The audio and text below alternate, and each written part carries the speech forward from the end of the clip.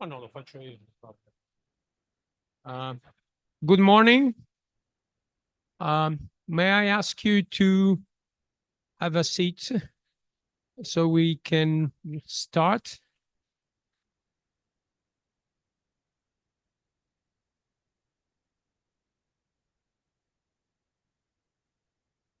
So welcome everybody to this fantastic room in this ancient building of the University of Pavia. I'm Eduardo Rossi. I'm chair of the Department of Economics and Management of the university. And I'm very happy to welcome you here today. And especially because we are so happy to, wish to our students of MEDEA the best for their future and their careers. I'm completely convinced that this initiative, joined with any corporate university, is an important and I would say strategic initiative for the department. So we'll believe that this will be the future of many initiatives for the University of Pavia, and in particular in the fields of energy and environment and sustainability.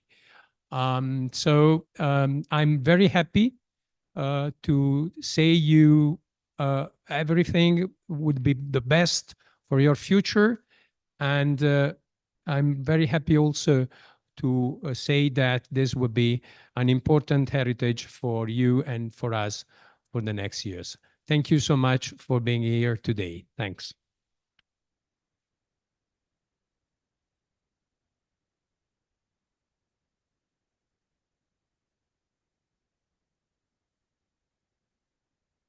Okay, so good morning, everyone. I'm Marcella Nicolini. I'm the coordinator of the master from the University of Pavia side, and I'm also a teacher in the master MEDEA.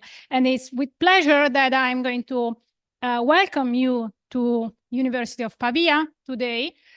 University of Pavia has been founded in 1361, which means that it is one of the most ancient universities in the world. And it has always been at the forefront of research. Among our professors, we can boast Alessandro Volta, who invented batteries, Lazzaro Spallanzani, the famous biologist, and Camillo Golgi, who also won a Nobel Prize. And this university has been so successful through the centuries that it has consistently attracted also the best students. And just to name a couple, we had Girolamo Cardano, which all the engineers in the room know for the Cardanic shaft, and Carlo Goldoni, which all Italians study at school. He's a famous playwright. And University of Pavia has been relevant in terms of discoveries throughout the centuries, but today as well, we are a very good university, which is promoting frontier research. Just let me give you a couple of numbers. Just within the projects that are financed by the European Union within the Horizon Europe and the Horizon 2020 programs, we have 24 Marie Curie actions for over 6 million euros. We have won 15 European Research Council grants. They're very prestigious ERC grants, and I'm very proud to have here today as a keynote speaker one of the persons that won not one, but two of these research grants, and is here at the University of Pavia. And we have many other collaborative projects for, you see, some other 20 million of euros. So University of Pavia is really relevant nowadays in terms of research output. How is it structured? So it's a university that is composed of 18 departments, and 6 of them have been awarded the Excellence Award by the Ministry of University and Research. So it means that 1 out of 3 of the departments in this university is among the best departments in Italy. And I'm also very proud to say that the Departments of Economics and Management is one of those best departments. So the partnership that MEDEA has is with one of the best departments in economics and management in Italy. The university is famous also for its colleges. We have 15 colleges. 4 of them are historical heritage colleges. One of them, which is depicted here, is Collegio Ghislieri, which is one of the most ancient ones, one of the most prestigious ones, and probably you saw it because it's just in the square around the corner from this room and this building. This university is able to attract talents from all over the world. We have 18 degrees in English. 14% of our students are foreigners. So who are our students? We have 26,000 students in BAs and MAs across 40 BAs and almost 50 MAs, and these numbers are growing. So we are attracting more and more students. We have 800 PhD students, which is another signal of the fact that we are very good at research across 26 different PhD programs. And we have more than 1,000 master students between the first and the second level master programs. And between these, we have the MEDEA students. So the MEDEA students are part of this large family of 1,000 students at the University of Pavia that are studying some master program. Now, how happened that MEDEA started to be part of University of Pavia? So MEDEA has a long history. It has more than 65 years of life. So at an age in which usually people, start thinking about retirement and looking at sunsets at the beach or playing with the kids, MEDEA thought to start a new life as a university master, okay? And so in 2020, we decided to build this collaboration, and the master, which was just, let's say, a private master, now he is officially a university master that is granting a university degree. Now, probably, fall 2020 was a bold time to begin a collaboration. It was not the easiest time for the obvious reason that you can recall. But I have to say that we have been very determined and creative in finding ways to keep going on with this project in spite of the difficulties that were really unforeseen. And I can say that this project has been, since the beginning, a huge success, and we are very happy and proud to be promoting this master together. We are broadening our collaboration, so over time we are redesigning the courses, including hot topics that are relevant for the curriculum students. So we are, for example, looking more into coding topics because we know this is relevant for the curriculum of our students and the skills that they can acquire in this master. And this is also thanks to the skills and the knowledge of our faculty. Now, let me state the plan of the day for what is remaining. After my introduction, we are going to have a speech by Silvia Rappini, who is the CEO of any corporate university. After that, Giulia Grancini, who won the ERC grants twice, is going to give us a speech on perovskite photovoltaics, a breakthrough in next-gen solar energy. Then Enzo Di Giulio, who is the Dean of Scuola Enrico Mattei, is going to summarize the activities of this class of MEDEA. We're going to have a presentation of project works by a couple of students. We are going afterwards to award the Latella and Novelli awards to our best students. These are awards that are voted by our students. And finally, we are going to have what, let's say, everyone is here for, that is the graduation ceremony. And we will conclude celebrating with some lunch in the courtyard. Here you see the class of 23 celebrating, and you can see here Luciano Canova, who is our almost sommelier, explaining everything about the qualities of Oltrepo Pavese wines to the class. Okay, so thank you for being here, and let me introduce Silvia Rappini.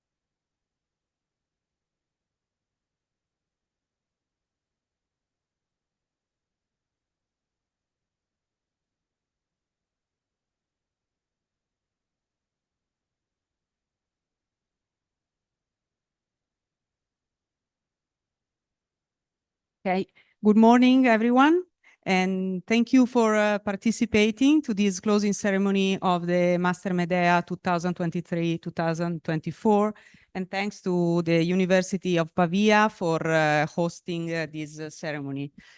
This is the 67th edition of the Master MEDEA, and as Marcella said, it is the fourth one in our partnership between Eni Corporate University and the University of Pavia, which I would like to sincerely thank for this fruitful cooperation and the value that this cooperation brings to our master and especially to our students. Today we celebrate the end of the year for our 48 students. 34 of them are Italians and 14 come from other 9 different countries. So Algeria, Cyprus, Congo, Mozambique, Mexico, Ivory Coast, Indonesia, Kazakhstan, Turkmenistan. Is okay? Didn't forget? No? None? Okay. Wanted to check. Okay. Later, Enzo Di Giulio, our Dean of the Scuola Mattei, will provide you with more information about the academic year. So now I would like just to highlight a few very relevant aspects about the experience this year. The performance has been great, and so we are very proud of our students. But I would like to mention it's been great not only for the exam results, but also in terms of commitment, in terms of teamwork. So we can say our students have improved not only on a professional point of view, but also on a personal side. In fact, the incredible acceleration that is required by the energy transition, in which more and more companies and countries are committed to, represent a real revolution that opens new challenges, but also new opportunities.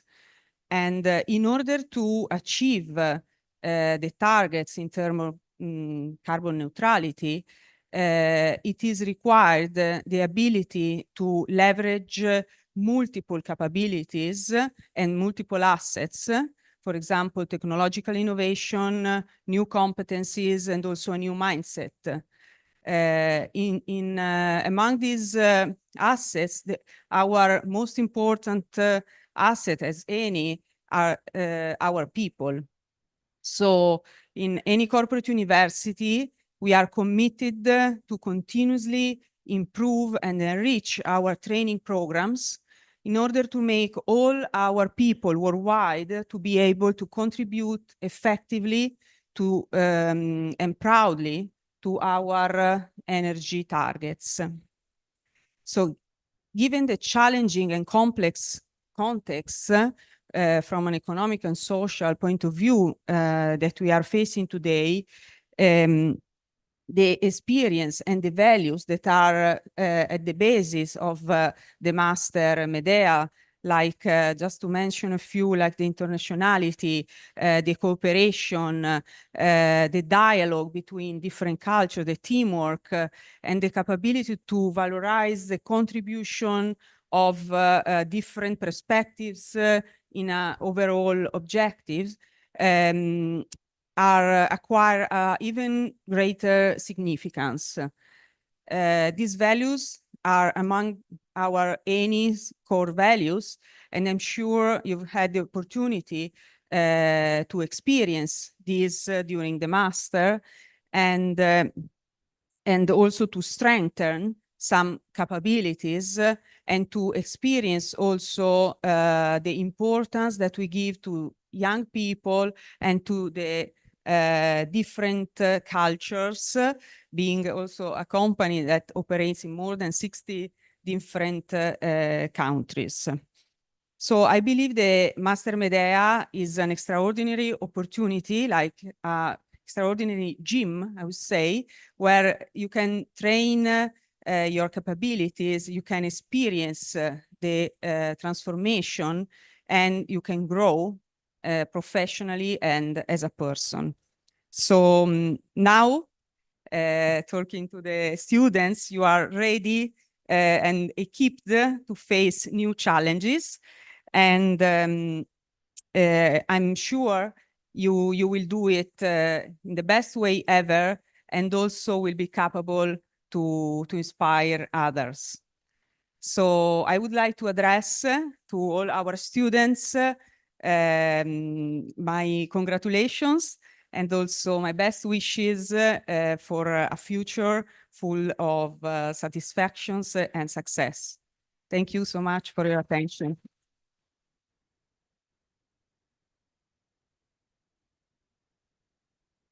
Ora, posso fare?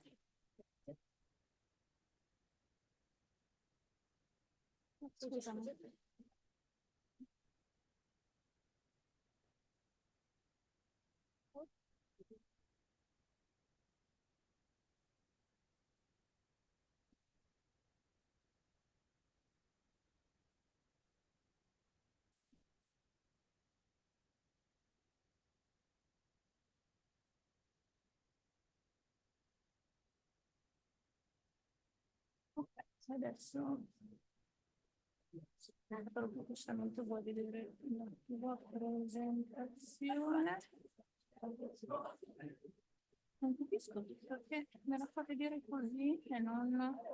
No, ho paura che dopo non ti funziona.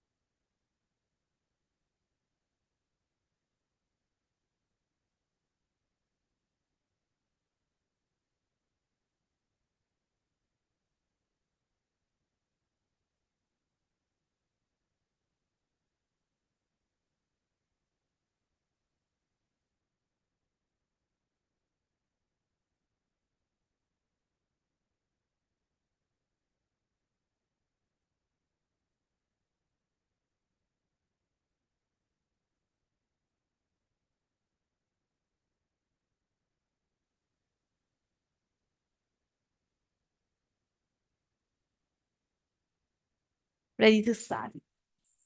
So good morning, everyone. I would really like to thank you all and to thank especially Marcella for the invitation to this closing ceremony.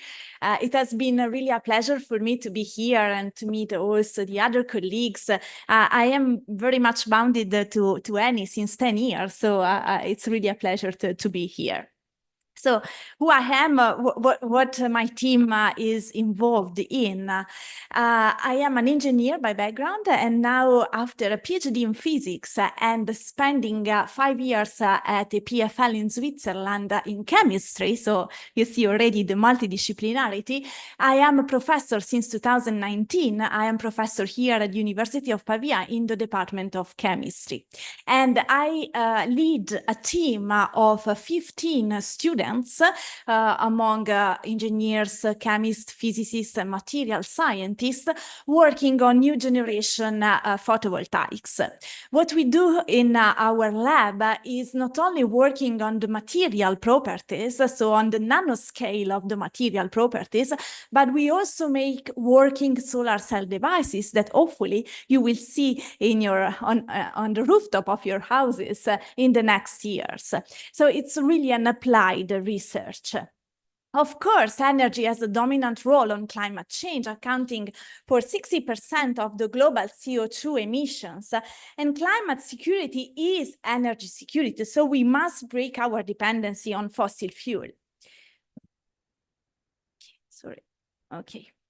Of course, global energy consumption has increased enormously in the last decades, that we know very well the reasons why, you know, the world population growing, the connections, the technology development. So you see the increase is really exponential, and it will not stop in the next future.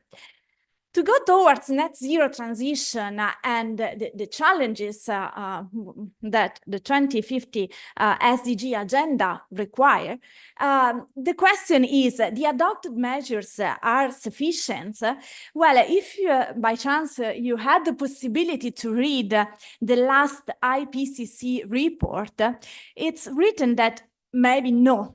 By 2040, 70% of global energy consumption will still rely on fossil fuel. And this is a little bit shocking, I must say, because we all think about putting in action everything possible from research to industry to politics to meet the goals of the 2050 energy independence and net transition. However, it's very hard. So the path, it's not that easy. And we really need an holistic approach and a synergistic approach to make this happen.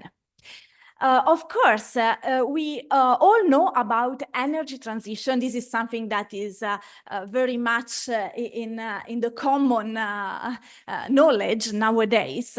But I'm not sure that you are aware about what is called material transition, okay?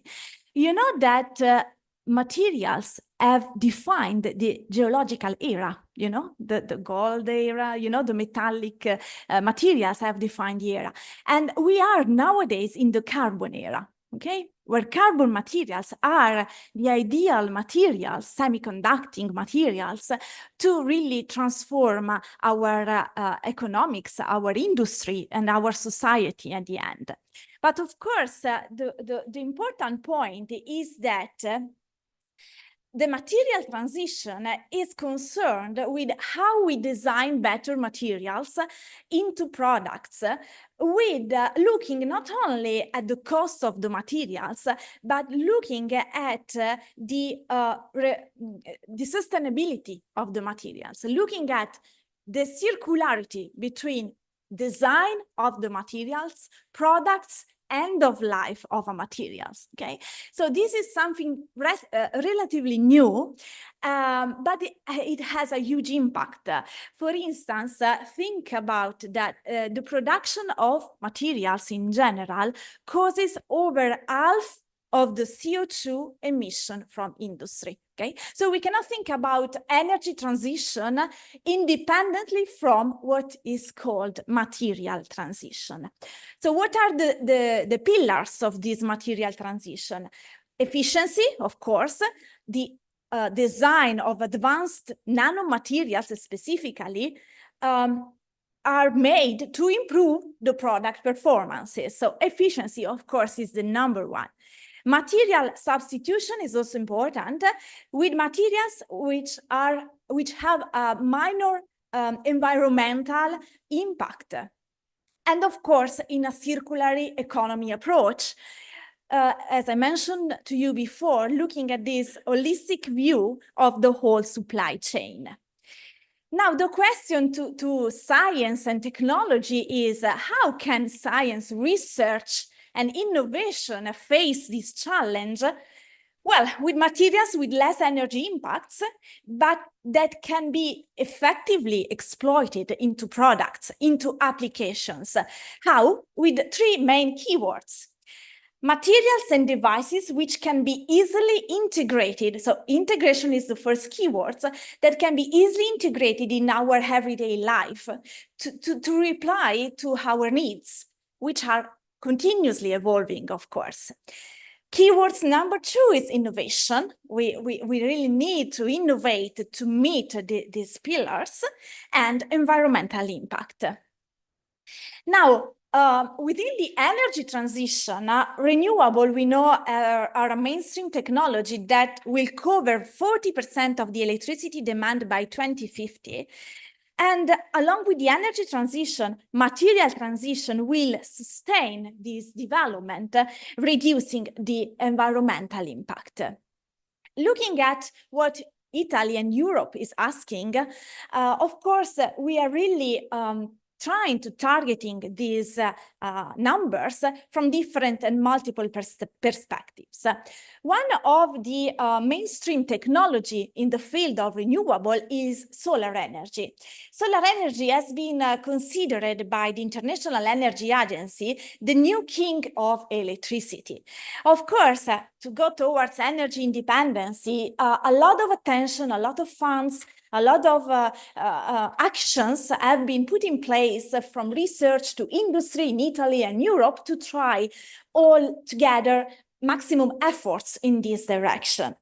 Consider that, just to give you a number to keep in mind, consider that the global energy consumption today is 13 terawatt, and by 2050 we need to add plus 10 terawatt to meet the global energy demand. Okay, so just remember that the energy need is on the terawatt scale. That's very important.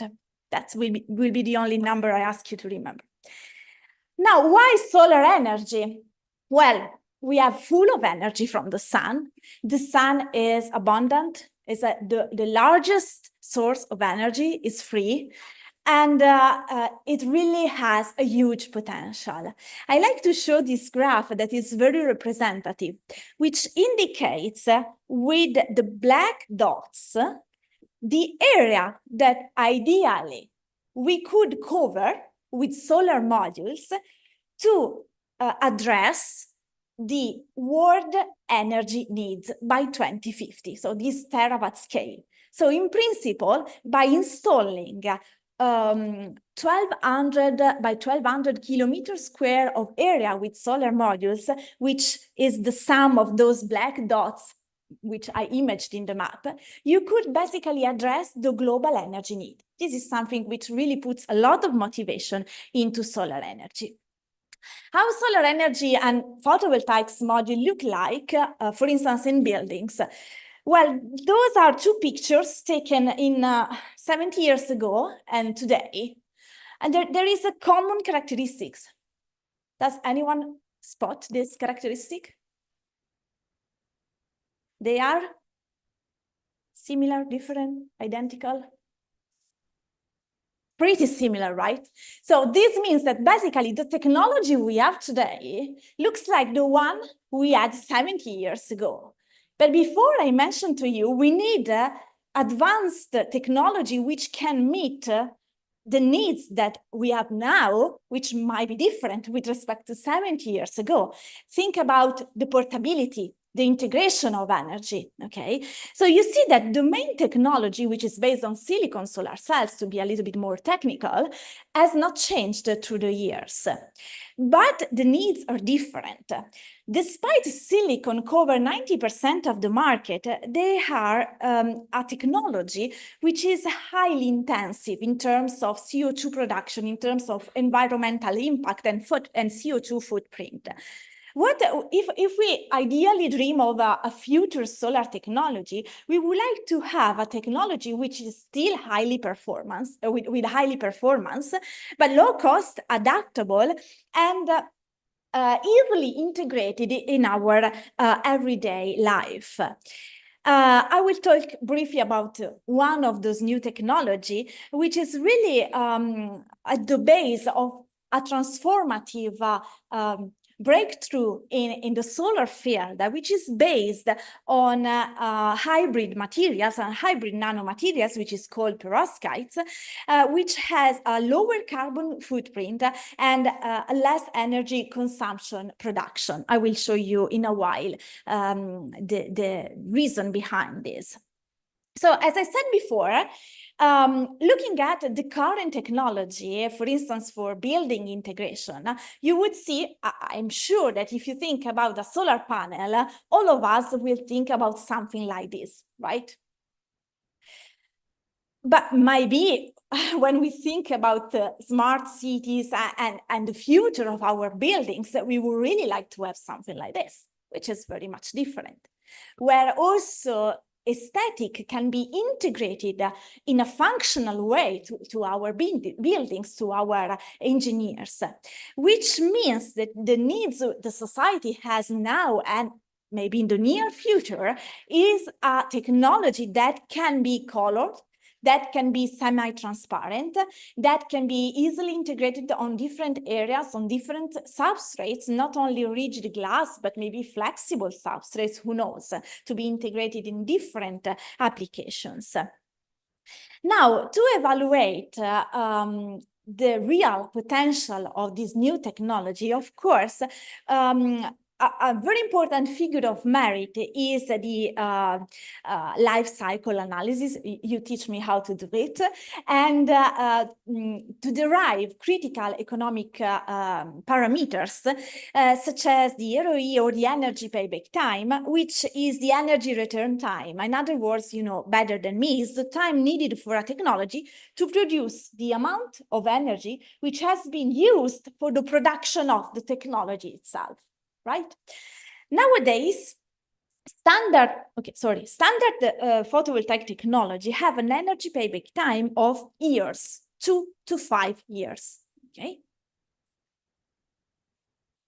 But now, if we go back to the number I asked you to remember, which was terawatt scale, which is what we need to produce by 2050, these projections show you that with available solar technology with an energy payback time of 2 years, by 2050, we barely reach few terawatts, 5 or 6. Can you understand the graph? Okay.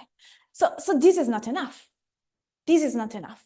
Why? Because the current technologies, they have a relatively long energy payback time. What we would ideally like to have by 2050 is a technology with energy payback time of months, not years. So in this way, you see, the prediction will tell you that by 2050, solar energy can meet the 10 terawatt scale, which is what is required to get. That's just a simple but effective method to really introduce to you to the need, to the current need to go towards innovation and new technologies. So science and innovation can bring us closer to this goal, driving a paradigm shift to efficient, low cost, and stable new generation photovoltaic technologies. Now, one of the top 10 world technologies that have been identified by the World Economic Forum a few years ago are this perovskite technology. The name is, it can be a little bit weird, but it's nothing than an ink, okay? An ink, a colored ink based on a hybrid carbon inorganic materials, which you can use to print solar cells. I mentioned 2 keywords, ink and printing, which already should give you the idea of the footprint in the production of this technology. Ink and print, like a newspaper, okay? Just to give you an idea. Those solar cells are very much efficient. As you can see here in the graph, I don't want to go into the details, but the efficiency-wise is as efficient on a lab scale as the current silicon technologies. And the solar modules that you can create with these inks are very versatile in terms of color, in terms of function, and beautiful at the same time. They can be green, yellow, orange. So you can see they can be integrated into the smart buildings. And they are also very light, very thin. They are like a thin sandwich, which is 1/100 the thickness of a hair. Okay, so it's nanometer thickness. This means, in other words, that you really need a low quantity of materials to have these thin film solar cells. So cost-wise is, of course, very effective. It's a low capex technology. They are ink, as I mentioned to you, which are deposited at near room temperature with no expensive machine or deposition protocols. But you can imagine to have a solution like a ink, which can be deposited by inexpensive methods to different substrates. I mentioned here a few like inkjet printing or spray coating, okay, different deposition methods. And in other words, this also reflects in the ability of this technology to be easily recovered at the end of life. No? So they are easy to produce and easy to recycle as well. No? It's like putting an ink or on a piece of a paper that or a piece of substrate, and then to recycle it, you simply need to redissolve that ink. So that's really important. And looking at the energy consumed during the manufacturing of this technology is 90% less, let's say, has a 90% less impact in terms of energy consumed with respect to the silicon technology. Here are just few examples which show you the different ability also to upscale this technology from lab to fab to really try to revolutionize the field of photovoltaics. Just for those of you who are curious about these materials, those materials they look like this at atomic scale. So let me go into the chemistry for 5 seconds, no more. And they have this special structure, but at the end they are powder. You can see in a second, they are different colored powder. You see it here. Then you put a solvent to dissolve the powder. So you have this ink, the solution. On a lab scale, you have a small substrate. You put the ink on top of your glass substrate, and you see in 20 seconds, your solar cell is fabricated. Which is something really unique. In my group, we work on a very multidisciplinary approach, from the development of the materials to the integration into nano devices and the recycling of those devices.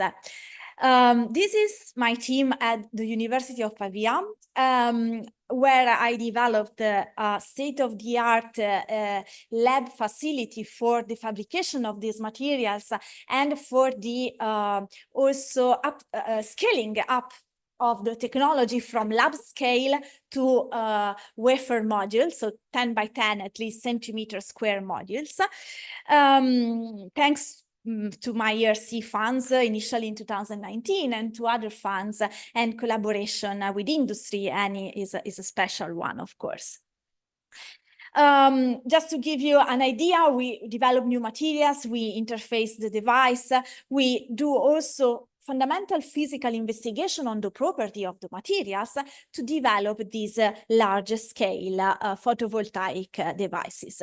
I would really like to welcome you all to visit my labs, but maybe that's not really possible. So I open here virtually the door of my lab to show you what we are doing. So this is a lab I created in 2019 at the University of Pavia.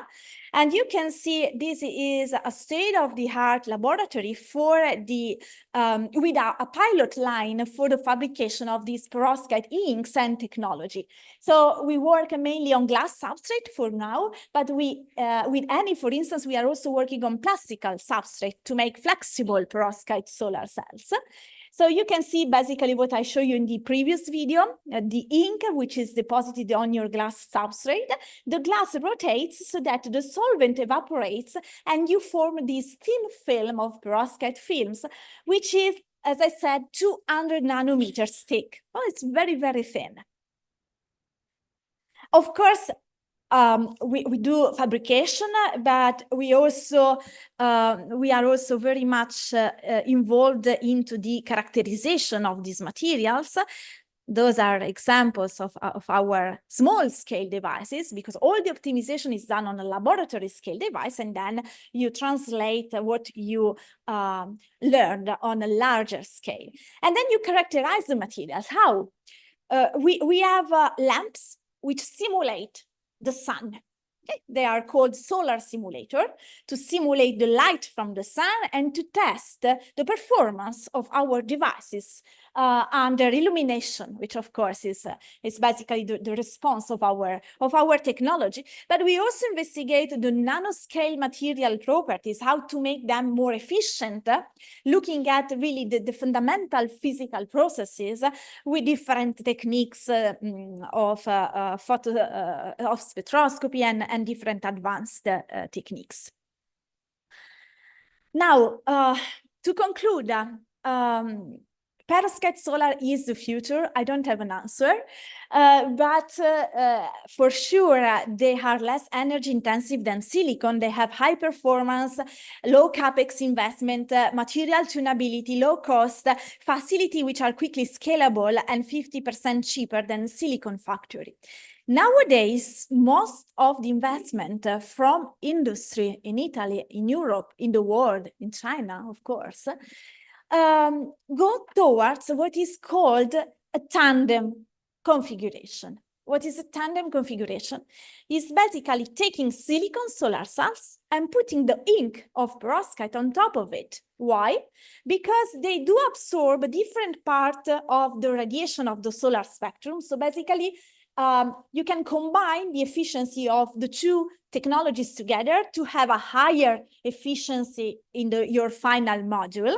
And you can also approach and try to face the problem we have nowadays with solar module, which is the end of life. So silicon solar cells that have been installed 20 years ago now are at the end of their lifetime, right?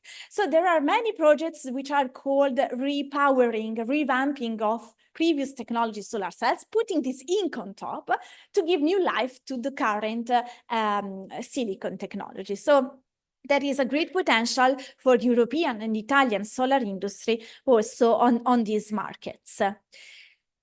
In 2025, a perovskite silicon tandem module with 28.7% efficiency, I'm reading, can be economically competitive only if the perovskite cells degrade by a maximum of 2% per year, and the additional cost of tandem module is 50% of the cost of a silicon module. Okay?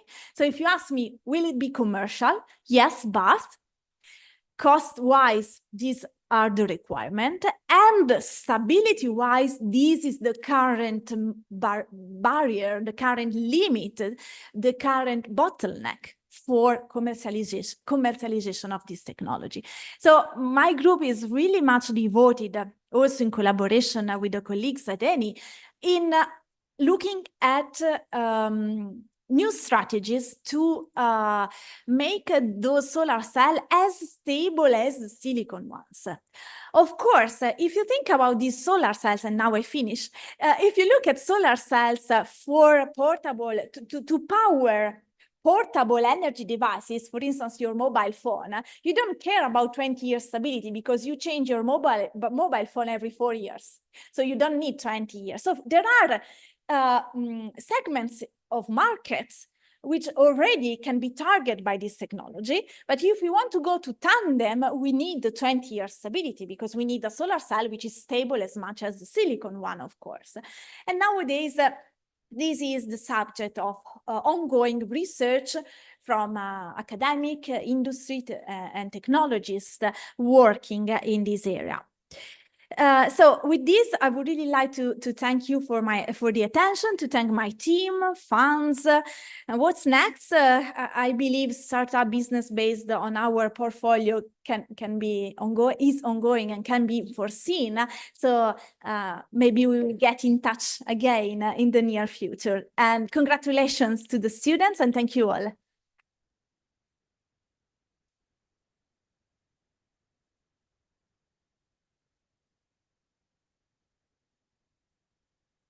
Do they have questions, maybe? If you have any questions, I will be here around, so I will be happy to take your question.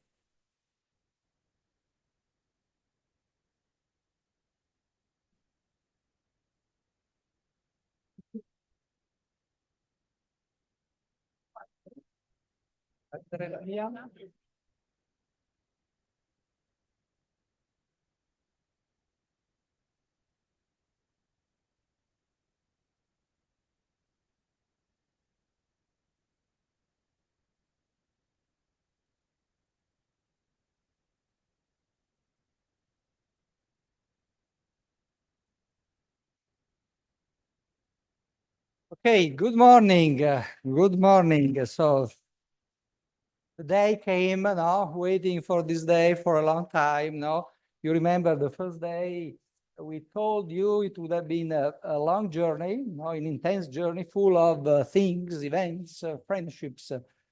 And I think that all this was realized, that you can say that we did many things together. Sylvia already said that this year was very good, but we told you this many, many times, maybe too many times. So wonderful year, wonderful experience. And it is tradition in this closing ceremony that the Dean says something about the year, what we have done by reviewing all the main points. And the tradition is that we start with the performance, no? As our CEO said, so marks and exams are not everything, but they are something. So let's talk about this. So the performance was very, very good. And to appreciate the performance, we compare what you have done with the previous year. So here you have the average mark of the different academic years. So we start from 12, 13, and you can say, so if you go back here behind 12, there is a downward trend. Then there is this year, 14, 15, that is boom, no, that is an increase, no? And then there is this is the average, no, it is 83.8. And then there is this upward trend, okay? Then we enter into an area which is the COVID age. So here the comparisons are not possible because exams were done in other forms, so more essays and so on. But you can see that last year, 85.5 is the highest average mark in this time period, no? So now it is your turn, and your turn is, we said, it was very, very good. So that is, your 88%. I think 88.1.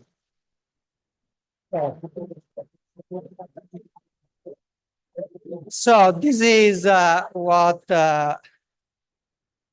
the mark says, even if this is only one of the aspects. Another key element is the standard deviation that, as you know, is a measure of the dishomogeneity. So if the lower the standard deviation, the higher the homogeneity.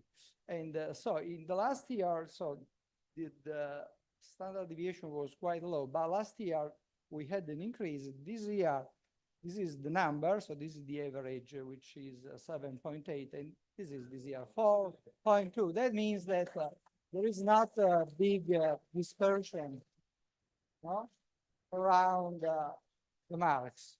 A classical comparison is between engineers and economists. No, I'm joking. I'm joking. We should do that. It is between male and female, however.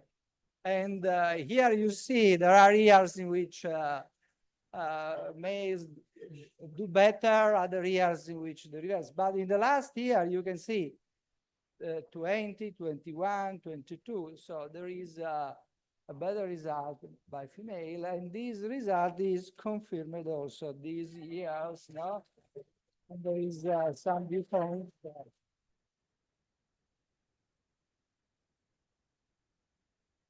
The performance was quite homogeneous. Here there is a comparison with the previous year. So you did your best performance in the second phase, which is quite a tough phase. But however, there is quite homogeneous trend. It is not frequent. You can see, for instance, last year the first phase was quite low, and this is something that can happen. So because the students come relaxed from months of vacation, and then they start to study, and then their mind doesn't want to study. So the performance is good. Let me say something about this year. So this year we continued our journey into the energy transition, because in these years So the master is more and more focused on the energy transition. Key feature is that the school staff was involved in the selection process. This is a return to the past because it is something that happened in the past, and it happened last year and this year. And I think we did a very good job with our colleagues. I want to thank our colleagues from AIL Italian branch. So they are wonderful. They try always to improve the process. It's amazing. When you talk with them, they are always thinking of introducing something for improving this recruiting process. And we help them, and I think that the result was good. Team building, we restarted, you remember, with the Lego serious play with Luciano that returned without the mask to play with the Legos for doing some team building in the first days. It is a methodology that that works. We used it also with our colleagues in Eni. So let me go back to this stronger focus on the energy transition. So we introduced new courses, for instance, this course on renewables and economics of electricity. But all the courses now have a focus on the energy transition. For instance, the project work by Eni now, they are so far from fossils. You know, in the past they were on oil and gas. Now they are on, CCS, renewables, and so on. So these are some courses in which we have a focus on the energy transition. Some of them. This is the course that you have done with the presentation. So it is a big course done by Professor Pontoni, Fondazione Mattei, and our colleagues from Plenitude, Eni Plenitude. We continued with the workshop, the simulations, that is with Stefania C. Rhodes, and then Anne Rhodes, and the visit to the biorefinery that is placed in the Ravenna. It was another visit, but fossil-oriented, and so now we look at renewables. So that is the core, but we had also some activities that came from the bottom, from the students, that involved more the students, in which there was a major involvement by the students. For instance, there was wide use by ChatGPT during the course. So Luciano did a wonderful job in this context, using ChatGPT for teaching. So if you want to be on the frontier technology, ask Luciano. So now he wants to attend now a course on using ChatGPT for training. So that is something interesting. Then there was an experiment with the production of some short videos, done by the students. And here there are some pictures with some actors here that, So these are some pictures coming from these videos. So this is, it's not a student, so he's a professor. So. And so this is the reply by Camilla to the professors that was cheating. And finally, there was this dystopic movie starring Alessandro Lucci. What is Alessandro? That he would like to be an actor, but he's an engineer, and so simply I'm joking. This was very, very, very nice. This movie. So these were activities in which we were strongly involved. Then another thing very, very interesting was the MEDEA cooking class. When Vittoria Ulo came to talk to us, saying, so we have to do something for expanding, improving the cohesion of this class, so we can cook together. So we organized, you did all by yourself. You organized these cooking class activities that was very, very nice. And so the products were very, very good. You can see here some of the products of this experience. Then another thing which was very nice are the debates, that you autonomously organized. So Camilla Beer Maltz, Francesco Collina, Simone De Rosso, they organized these debates on some topic. You can see here, development in Africa, Turkish invasion of Northern Cyprus, the demographic scenarios, the migrations. So entirely in your hands, no? I remember that those were on Fridays, no? And so you, just for the pleasure of debating. So this is something very, very nice that we appreciate a lot. So there is these, I think, key features of this year. That is your personal involvement, no? Naturally in some activities that came from you. Learning by doing. We continued with the learning by doing, with expanding the part of projects. No? So we are now selecting the students for the next year. And the traditional question is, are they traditional classes? No, we do a lot of projects, a lot of presentations. And I think all of you improved as presenters. No? So there was a huge improvement by all of you. You remember that in the opening ceremony, we told that the target was 160 works. Okay, that is the target for this. That is realizing 160 works, no? Globally. Last year, we had 152.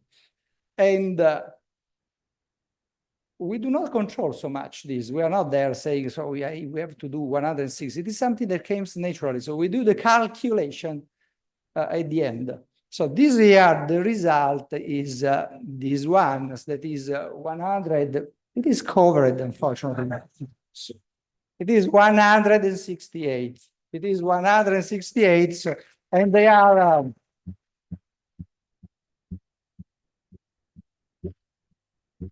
and they are, I mean, or projects, presentations in courses, tutorials, debates, and so on and so forth. But if you sum all these works, you see that they are not 168, they are 159.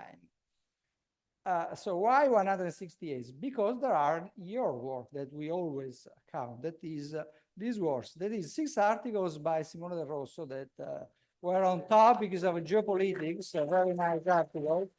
And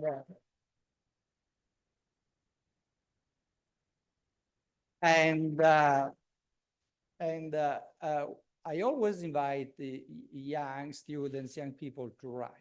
So if you write, you clear your mind, you deepen some topic. And so I think you have, if you like, now to follow the example of Simone. This is something nice, I mean, for clearing your mind. Then there are the 3 debates that I mentioned before that we go to 168. So just for giving you an idea, so don't worry, I will not show all the 168 projects. But I mean, so this is the agri-feedstock business model projects. This is carbon capture and storage. Okay, these first 2 projects will be presented soon after my presentation.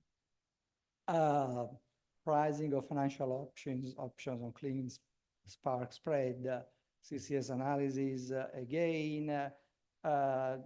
Then there are the works with plenitudes. They were very complex. I mean, so on the market in France and Spain, and the batteries, the optimization of large-scale batteries, the analysis of the Italian power market, LCOE.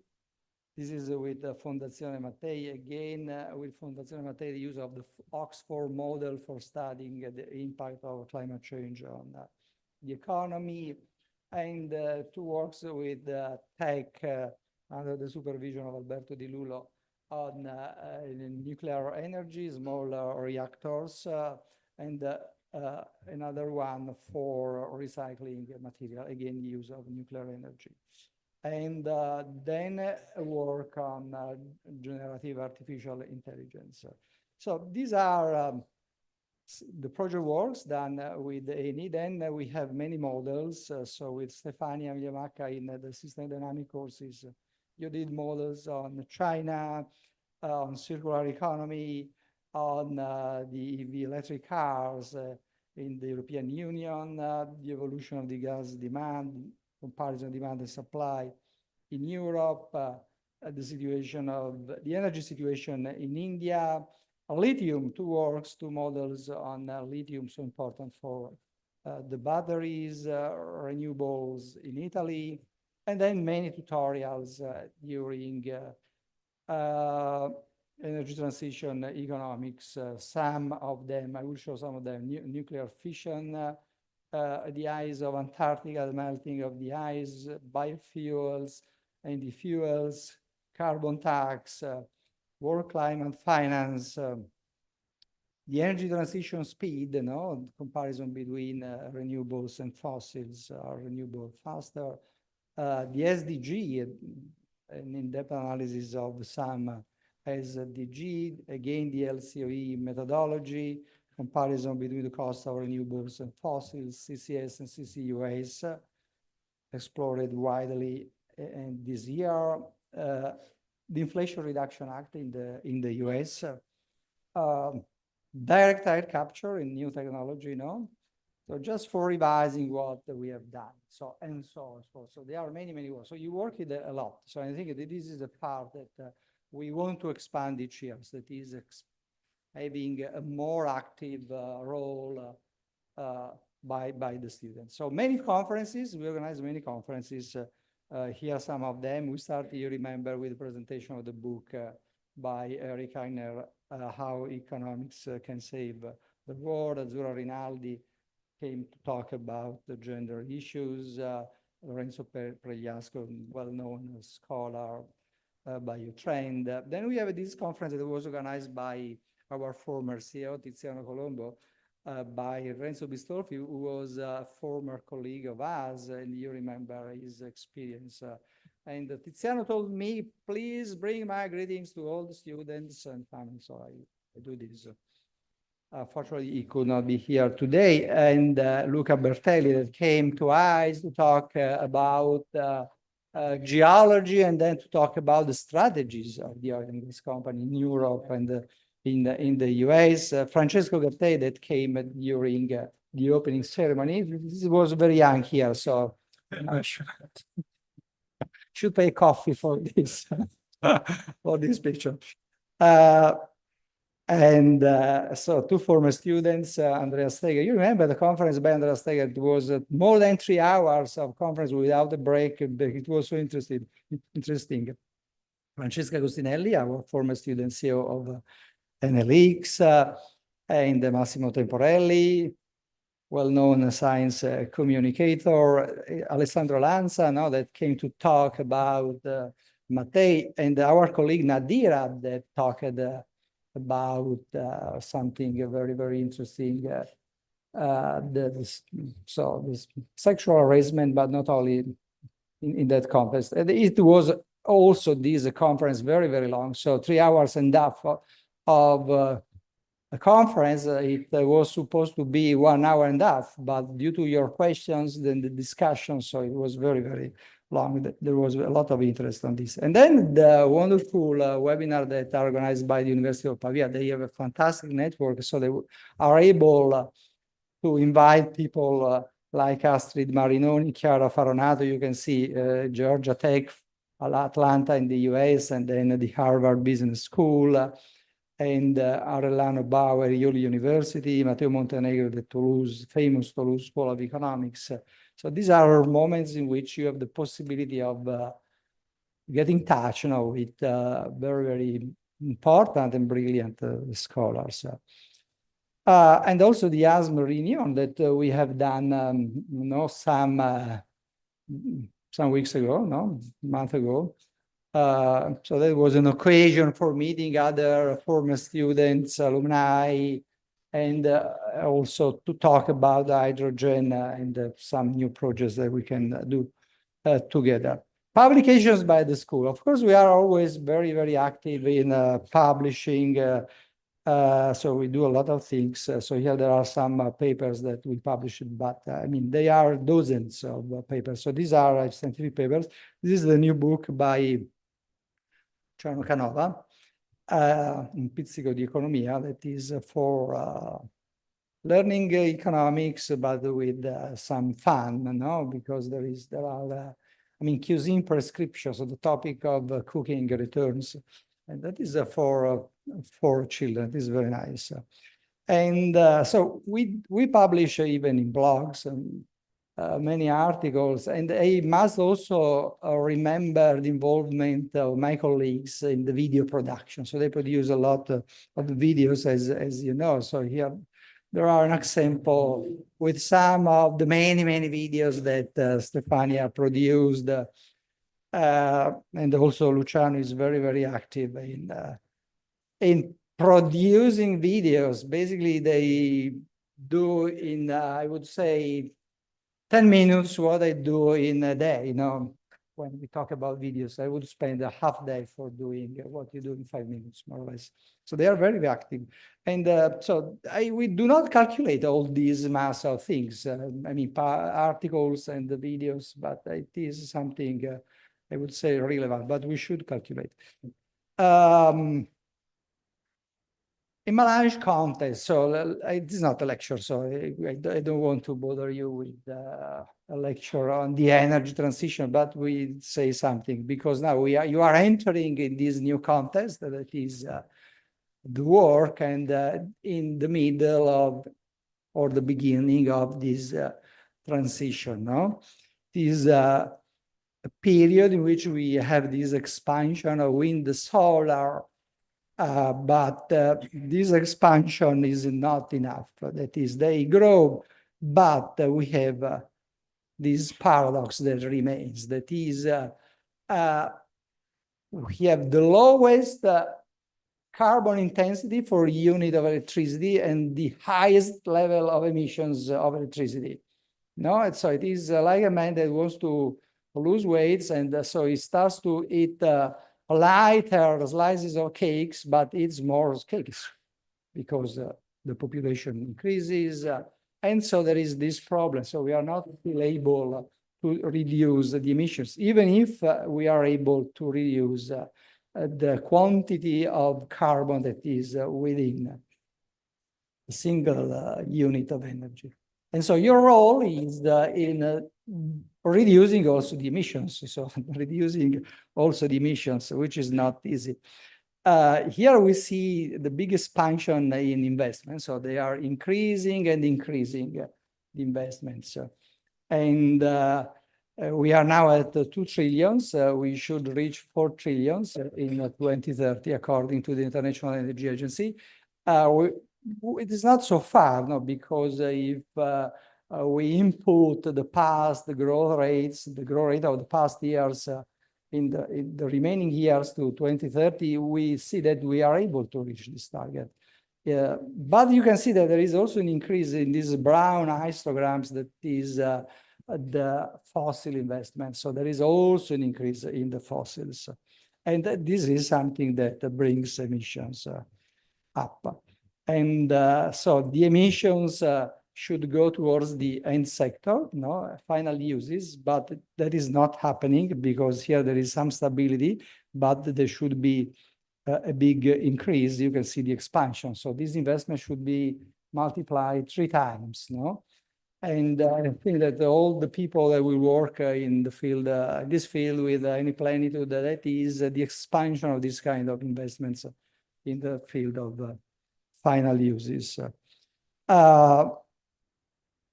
And then there is the destination, no, of the fossils investment. So there is, you know, this prescription of the International Energy Agency that says the fossil fuel investment should decrease. So they are already enough, you should stop. But there is still a large demand. And so the question is, should we stop this kind of investments or no? No, because if you stop these investments, so you run the risk of having not enough supply of energy. So this is a contest in which you will be, and I think that this question mark will be on for several years, and you will work, I mean, in this setting. Another thing that I want to mention is the difficulty of going to net zero, no? So you can see here the emissions that rise, and then in a few years we should alter, decrease the emissions strongly, and that is not easy. So your contribution is in this context, so in this field. So that is where your effort, your skills, your capabilities, your energy is important. So you have to apply your strength and your creativity, I mean, for helping in this journey. Then I want to mention something that is very, very important, and I think not enough stressed. So because we entered into this new area of artificial intelligence, and we see this in the boom of this company, which is MEDEA, that, as you know, is now the company with the largest capitalization to pass the Microsoft. Then the stock went down, and so returned to the third place. However, it is increasing and booming, increasing and booming. It's something immense. And I already quoted this figure, which is astonishing for me. So you had 2 years for having the doubling of the capitalization of Apple. So Apple passed from 1 trillion to 2 trillion in 2 years. NVIDIA did the same in 2 months. So that is the artificial intelligence, because they sell, I mean, chips and memories for this kind of business. And it is not a bubble. It is not a bubble, because the quantity of revenues and the earnings is astonishing. It's astonishing. Look at this number.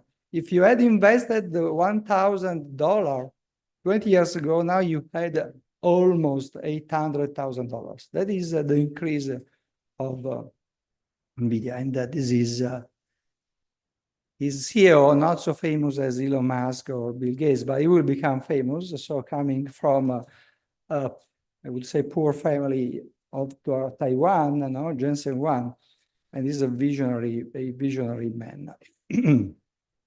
I leave you with 2 final tips.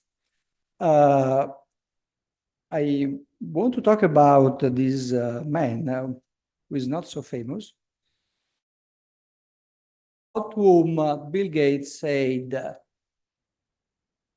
without Federico Faggin, the Silicon Valley would have simply been a valley of flower.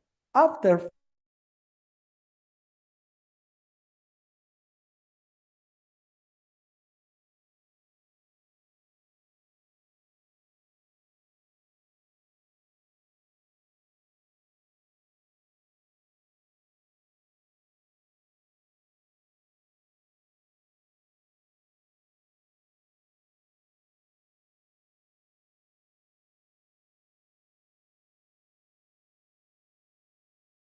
published, it will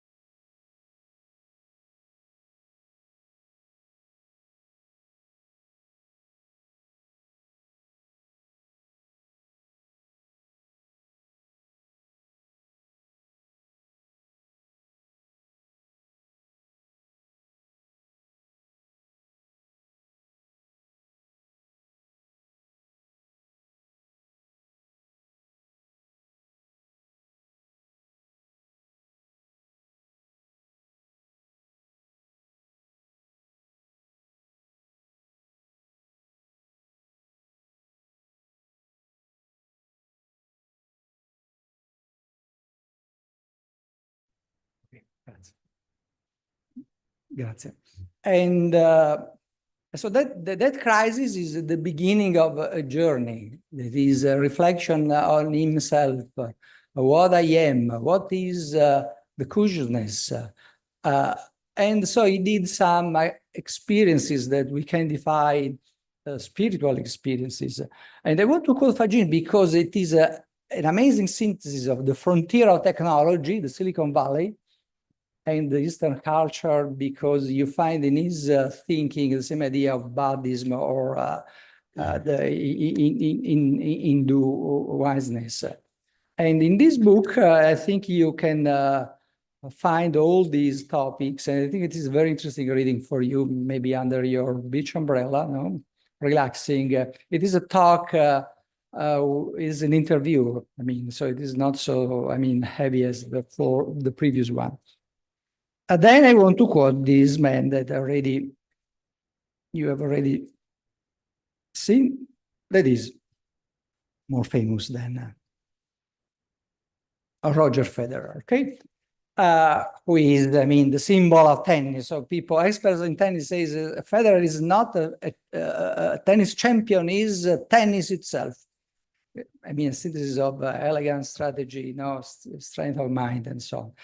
And I am quoting Federer because, as you probably know, some days ago, he was awarded with the degree, no? Laureate honorem, no?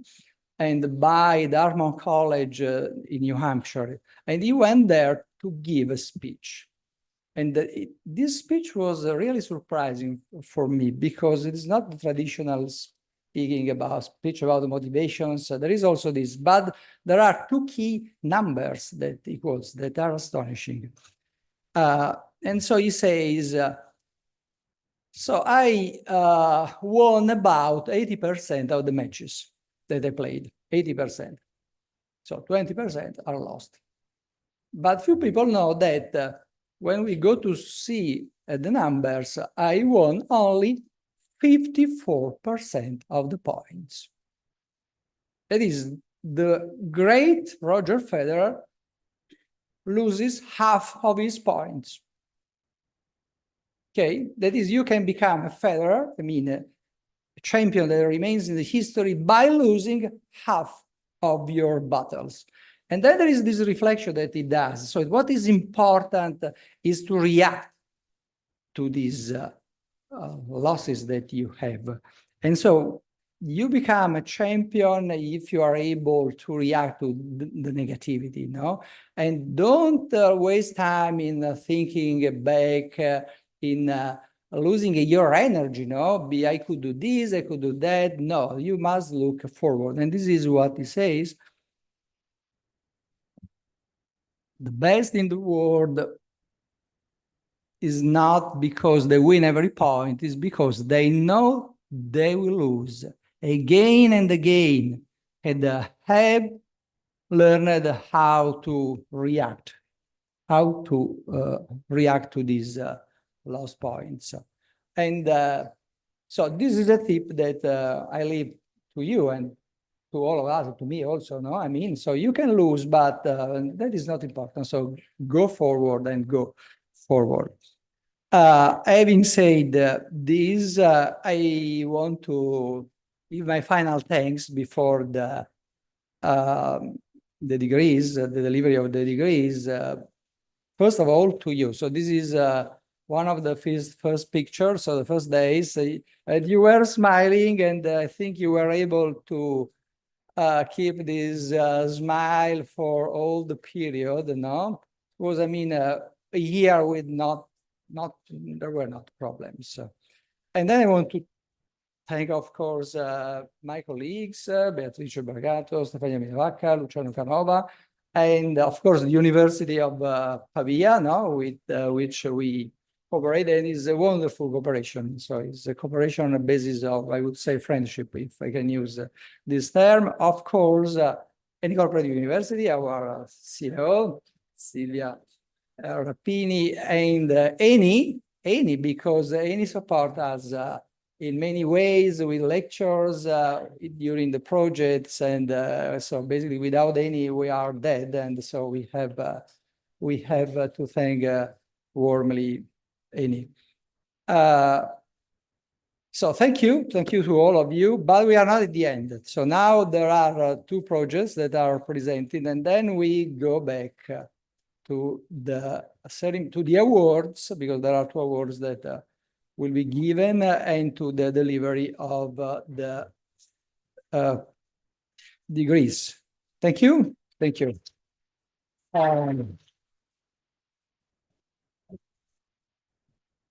Okay, grazie. Grazie. Okay. Now there are two projects. So the first one is Martina Nepoti that will talk about CCS in the UK. If we are able to eliminate these.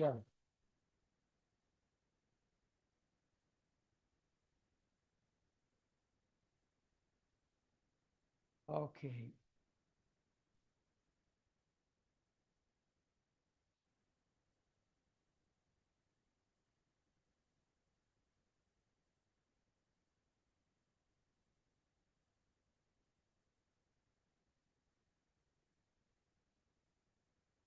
Hello. Okay, so good morning, everyone. And well, it's tough to speak after the dean. It's a responsibility. Oh, no, I don't. I don't think so.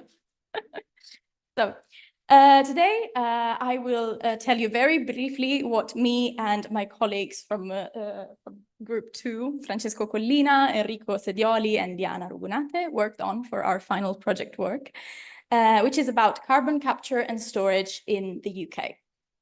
So first of all, what is carbon capture and storage? Just a little bit of context. By now, we have understood that the world needs to cut its carbon dioxide emissions in order to combat climate change. And so the idea is to decarbonize the world by trying to use processes to produce electricity that don't emit CO2 at all, for example, renewables. But this will take time. So for those emissions that for now we cannot avoid, we can try to prevent them from reaching the atmosphere and capturing that gas before it goes in the atmosphere. And this is called carbon capture. The project we worked on is assessing the profitability of a plant that produces electricity, so a power plant, that uses natural gas, so a fossil fuel, as a source of energy, but that collects those emissions of CO2 and stores them away. This is called NZT power, and it will be located in the UK. The question we were trying to answer is, can this project be profitable? And if so, how much money does the UK government have to put for it to be profitable? Why are we in the UK? So the UK is an ambitious country that has set net zero 2050 targets. So the target to reach net neutrality, carbon neutrality by 2050. And this cannot be done without abatement technologies such as CCS. That's why they are investing a lot in this technology. But it's not only a matter of investment, it's also a matter of law, a matter of regulations. It's not enough to put the money in, it's also how you use them. The UK, as of right now, is one of the few countries in the world to have set up a proper, comprehensive policy framework in order for CCS to work and for energy produced in this way to actually have a market, a functioning market. So, where do we begin? Wanting to implement CCS in the country, the approach UK has decided to adopt is to take advantage of those that they call industrial clusters.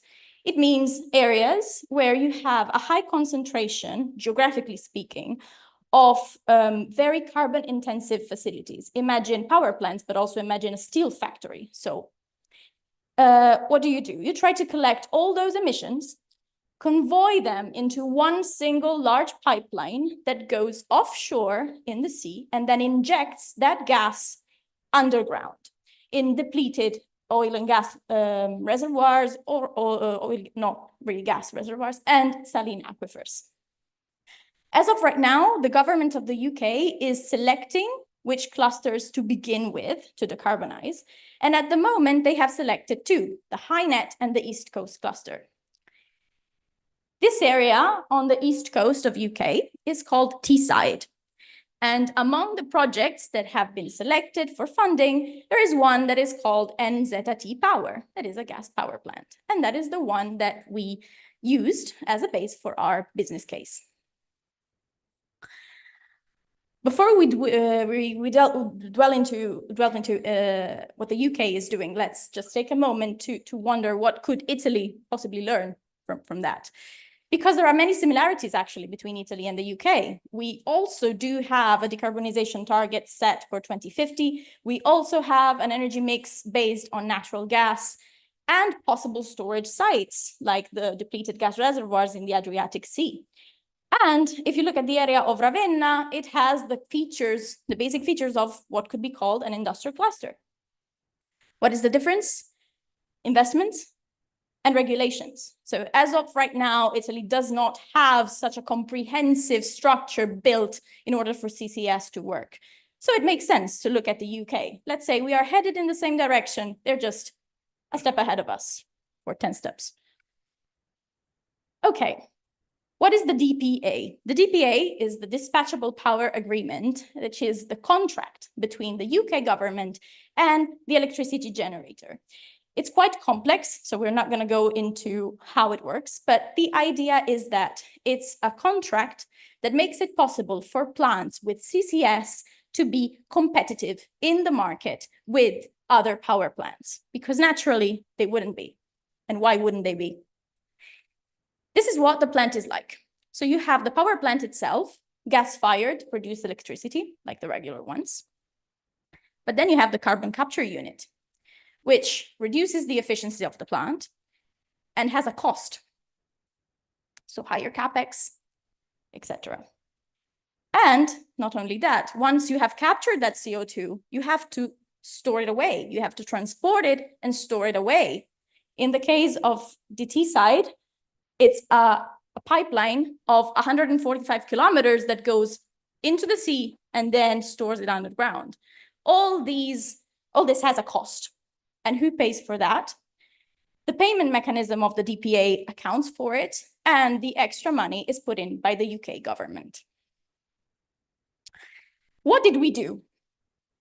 What we did was trying to set up a business case to try to understand how much money the government of UK would have to put in order for this project not only to work, but to be profitable. We set a target IRR, internal rate of return, of 9%, a little higher than the cost of capital, and tried to make a lot of assumptions. This was more of an economic analysis rather than a technical one. But yeah, these are just a few assumptions that we had to do. And this is a very nice slide that makes it look very simple how we computed the revenues, almost makes you forget there is an Excel file with 10,000 lines behind it. But the idea is that the revenues of the plant come partly from the actual electricity you sell on the power market and partly from the UK government. But let's go straight to the results. As it turns out, in order to have an IRR of 9% and a net present value of more than 200 million euros, the funding gap needed from the UK government is more than 1 billion, almost 1.5 billion euros. So we computed everything in euros, but anyway. And the payout time is almost 19 years out of 25 years of life, of useful life of the plant. This is the minimum, let's say, in order for the project to be profitable. But we didn't stop there. We also wondered, okay, what if we assumed something wrong? What if the assumptions we made on the gas price are wrong? What if the gas costs more? What if it costs less? So we performed what is called a sensitivity analysis, which is a way of putting into question the assumptions we did and see if the project still holds. So we did sensitivity analysis on the plant's useful life, imagining it lasts longer than 25 years, on the IRR, imagining it higher and lower, on the degradation of the plant, and also on carbon price and gas price. So all in all, apart from the numbers that we got, this is what we took home, let's say, as we took away from this experience. In the path to decarbonization, at least in the UK, CCS is not an option. It's essential as of right now, especially wanting to achieve decarbonization net zero by 2050. But the complexity and the cost of CCS power plants creates a disadvantage for them with respect to other power plants. And that has to be handled and has to be tackled and has to be done by the government. As an instrument such as the DPA, such as the Dispatchable Power Agreement, could incentivize investments, could provide investors with more guarantees and more certainties, and could help this technology to penetrate more. But the profitability of the plant is strongly related to the funding by the government, at least as of right now. Although electricity, gas, and carbon price do have an impact, but still, in order for the project to be profitable today, it's impossible to do it without government funding. And the negotiations of the terms of this funding are fundamental in order for this to happen. Finally, as Italians, what we can take away is that the UK strategy could serve as a benchmark for us too, because of common targets, as I said, and some other similarities. And let's hope that maybe this could be a possibility in the future. Thank you.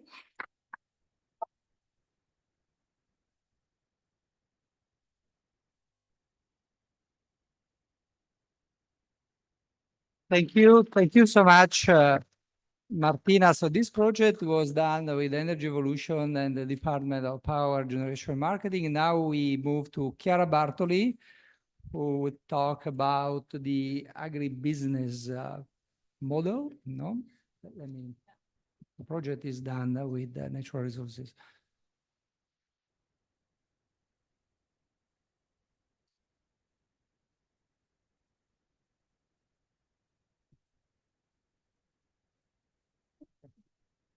So, good morning, everyone. My name is Chiara Bartoli, and I'm going to present the final project that me, Mattia Albieri, Sebastiano Pappalardo, and Iva Samoa made during this year, basically. And the project was on the agri-feedstock business.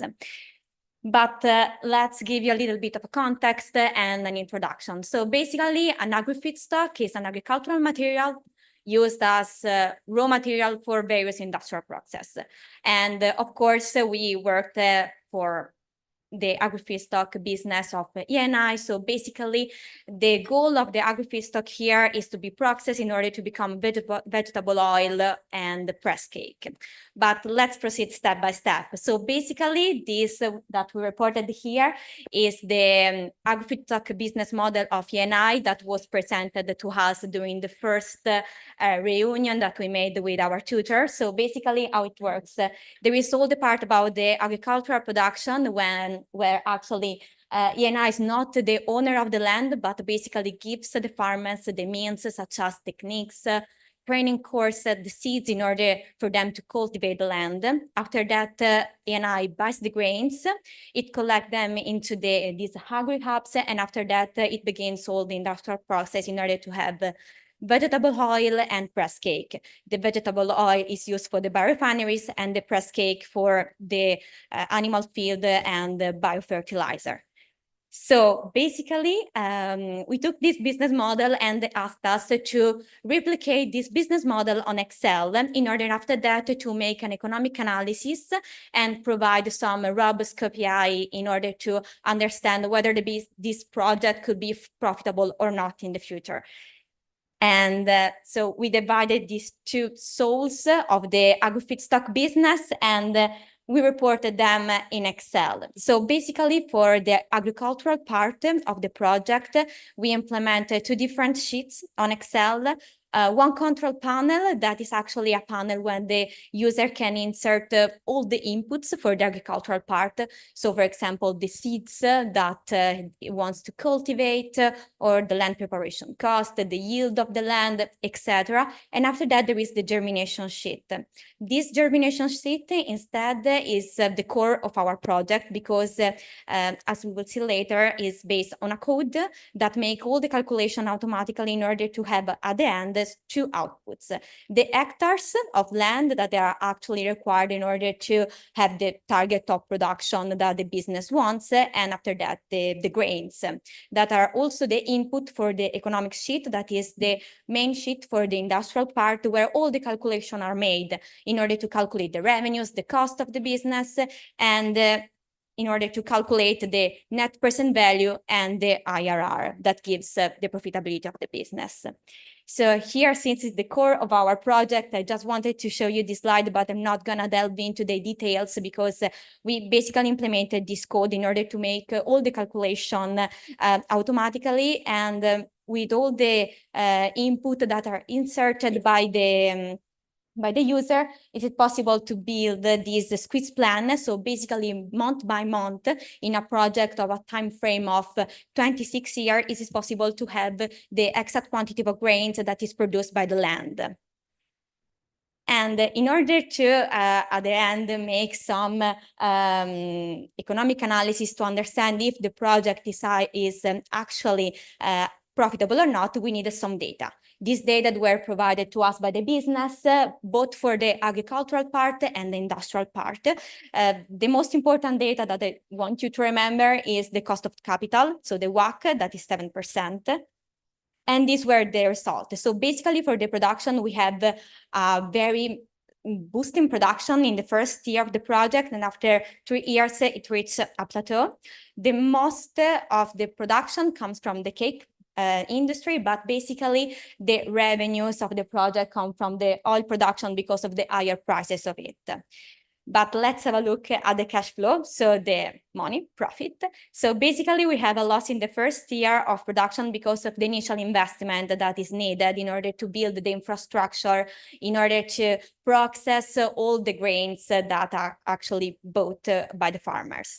And just after the second year, the cash flow became positive and continued to remain positive during all the years.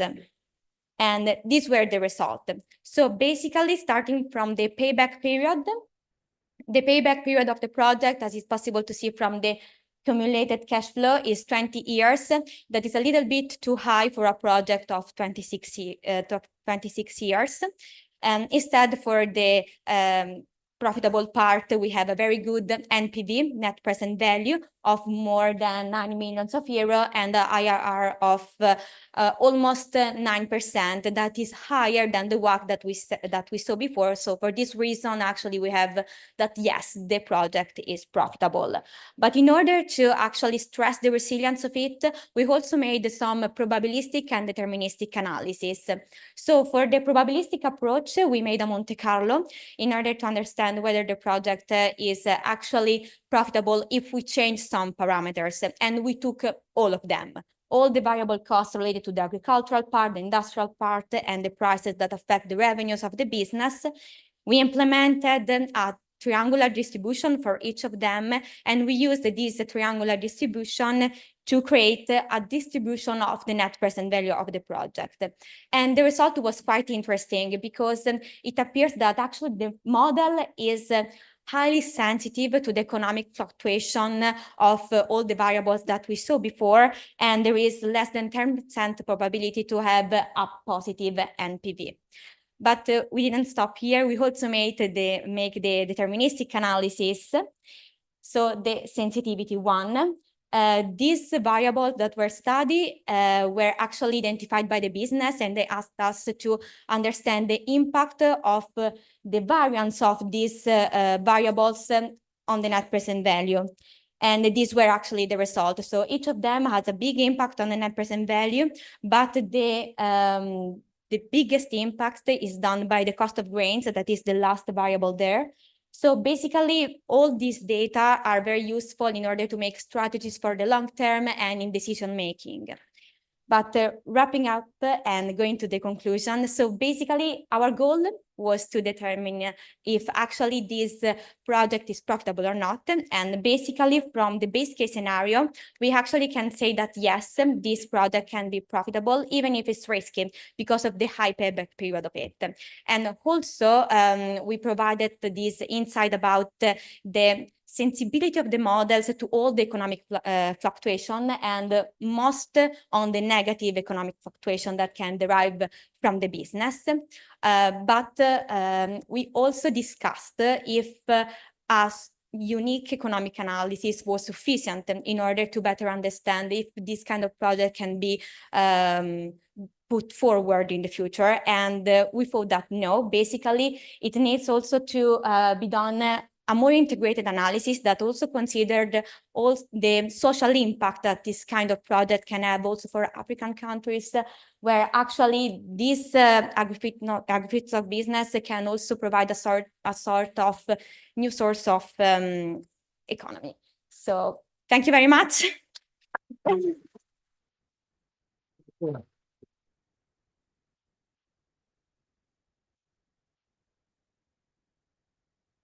Thank you. Thank you very much, Chiara. Well, let's return to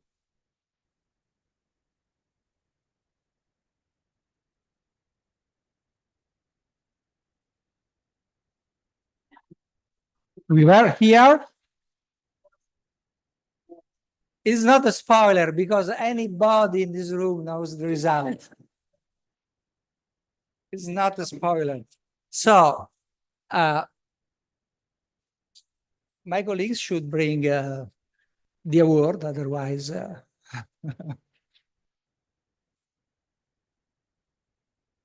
So we have two awards. One is the Latella Awards, and this award is voted by the students. That is, it is anonymously given by the students who vote. The students who expresses at best the values of generosity, collaboration, inclusion, respect for diversity during Master MEDEA, giving a valuable contribution to the harmony and good functioning of the class.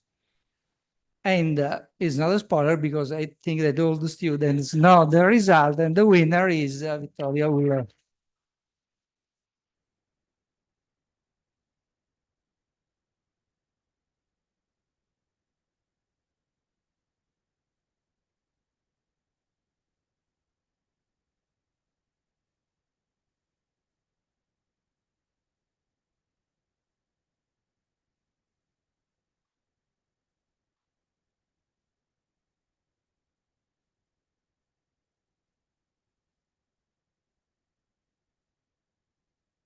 So she had so many votes.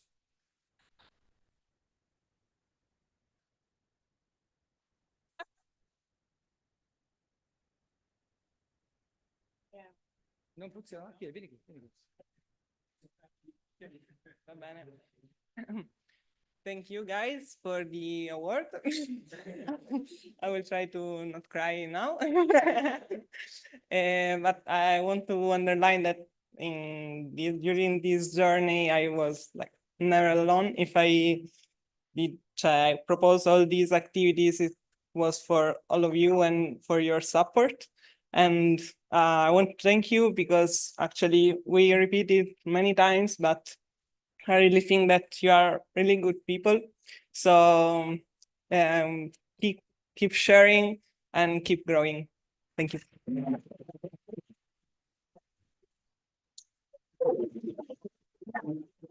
Thank you. Thank you. And so please notice that the votes were given before the travels to Sicily by the ULO agency. So now we have the second award, the Novelli Award. Giorno Novelli was a former colleague of us. And that is for the best project, and the award is given to Mattia Albieri, Chiara Chiara Bartoli, Sebastiano Pappalardo, the Agri-Food Scout Business Model. You can come, all of you. Vediamo. Vai. Sono gli stessi, sono uguali.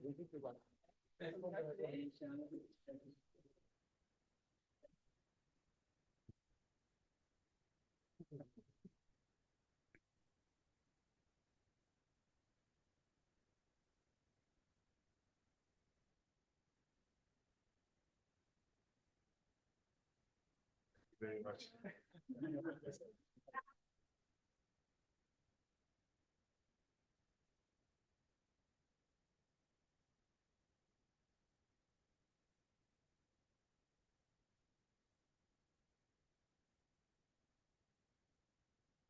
Okay. Now it is the moment of the degrees. So these are not the formal degrees, okay? So there are something that announce the degrees because the formal degrees will be given by the University of Pavia, signed by the rector of the University of Pavia, and that will be later, will take some months. Now I call you one by one, and you come here.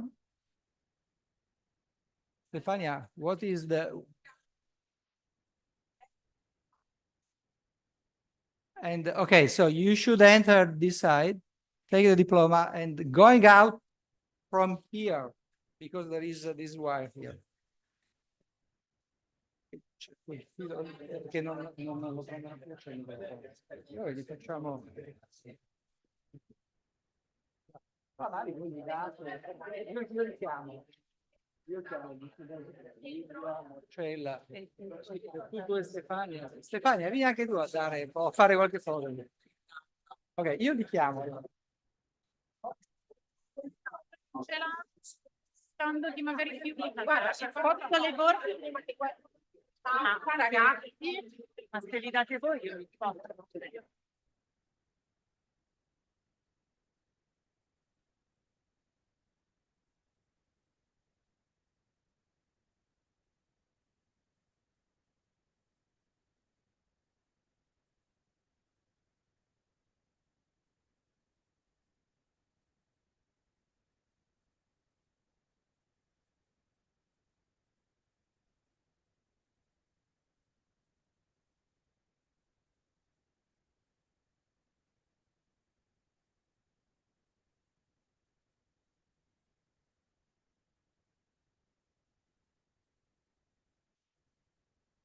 Okay, okay. So I am going to call the students one by one, and we talk with Mattia Albieri.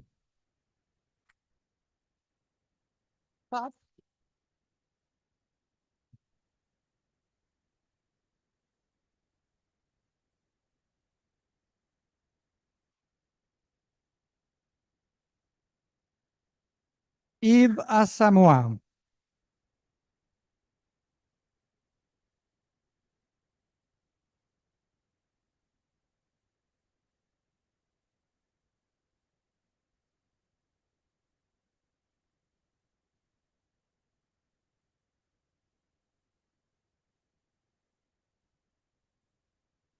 Francesca Bacilieri.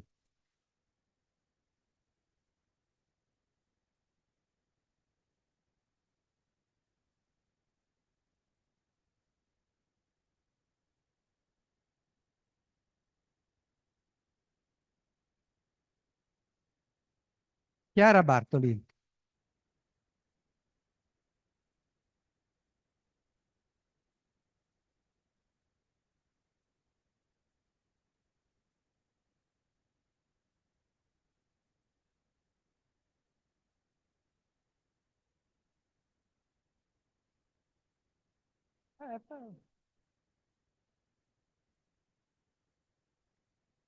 Ramona Daniela Bogdan.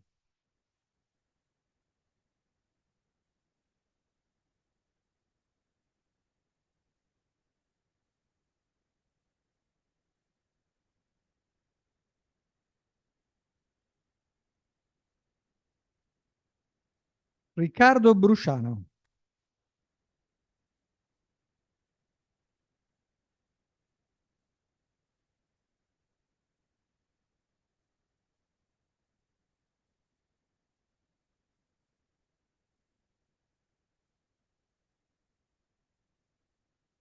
Simone Casti.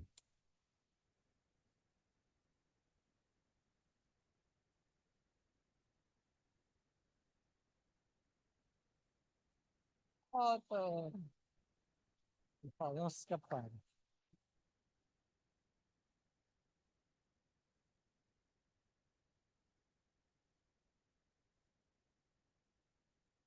Beatrice Cecchini.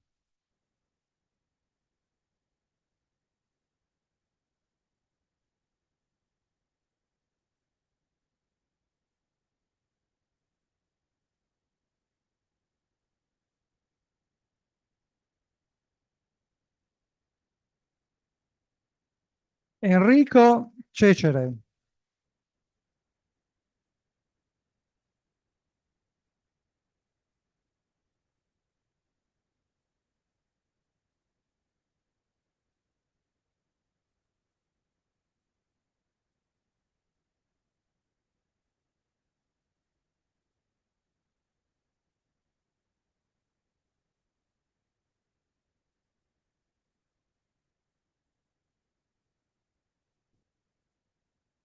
Stefanos Karalambides, Cyprus.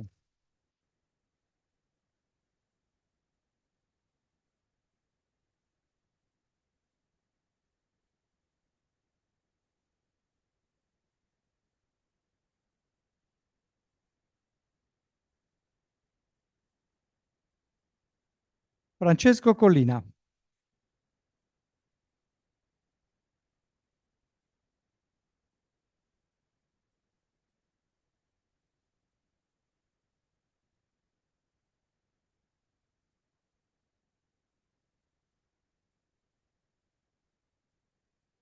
Simone Del Rosso.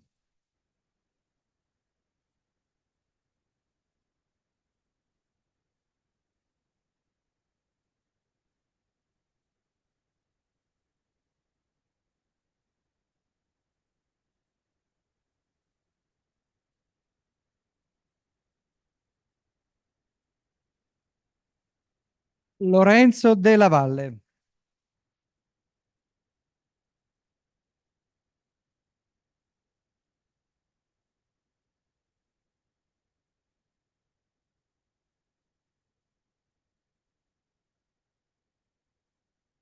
Gianluigi Esposito.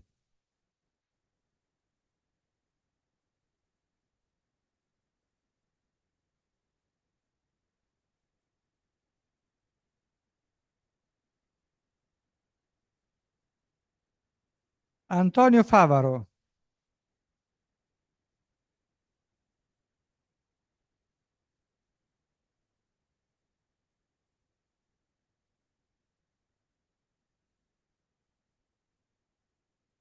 Alfian Fermana, Indonesia.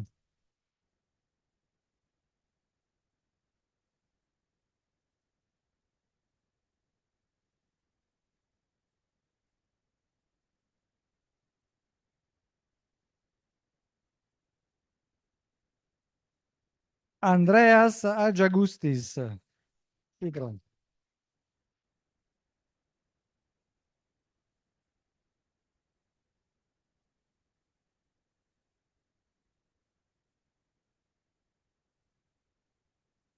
Maria Cristina Jacobi.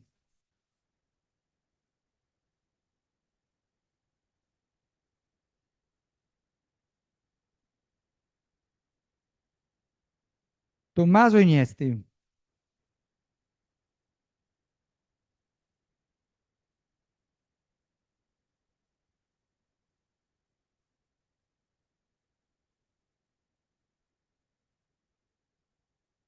Durcemal Ismailova, Turkmenistan.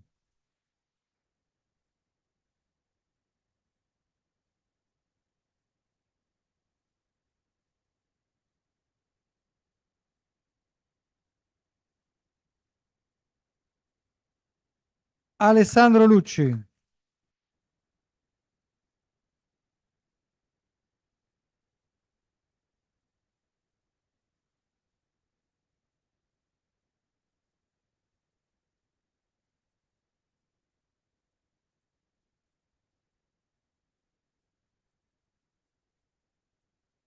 Riccardo Manieri.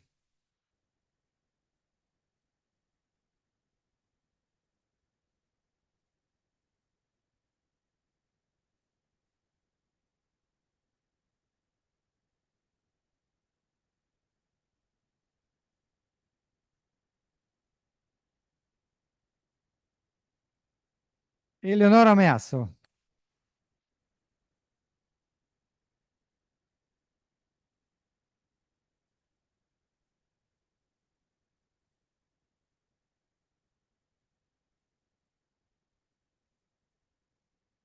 Giacomo Mereu.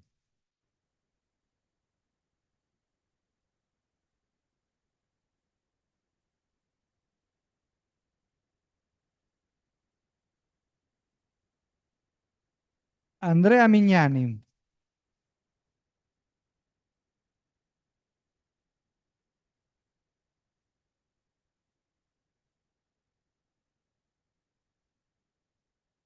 Dan Franchi Ariel Mokoko Vongolo. Congo.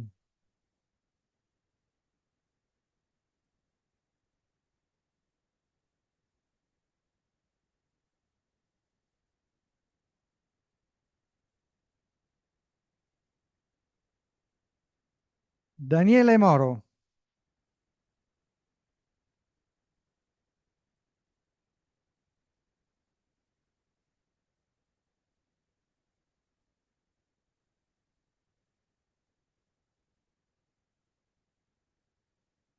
Martina Nepoti.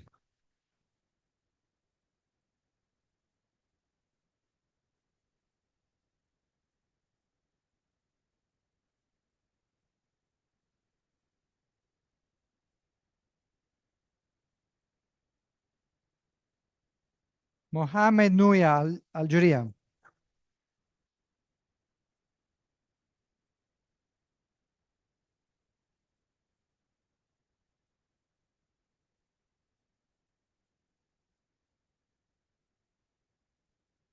Sebastiano Pappalardo.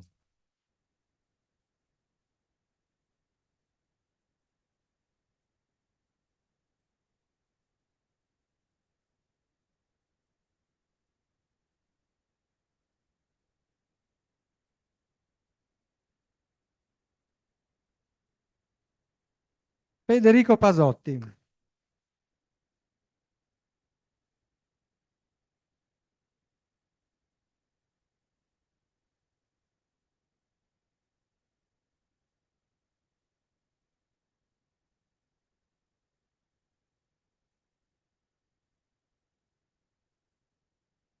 Salvatore Perrella.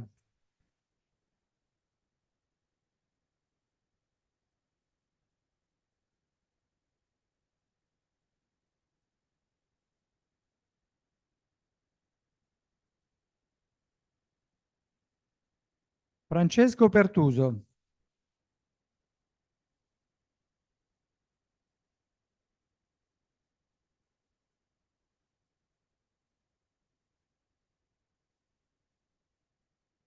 Gabriele Pierantozzi.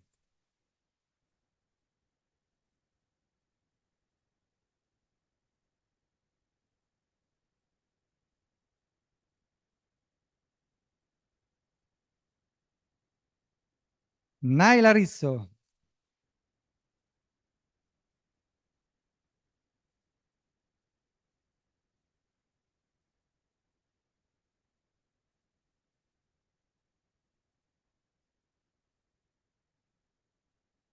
Cristiano Riti.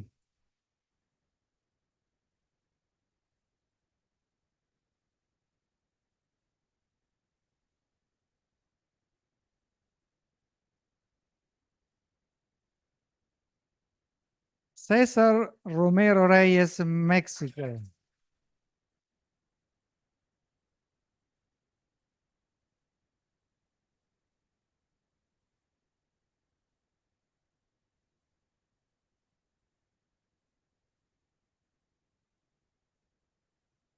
Diana Rugunate, Mozambico.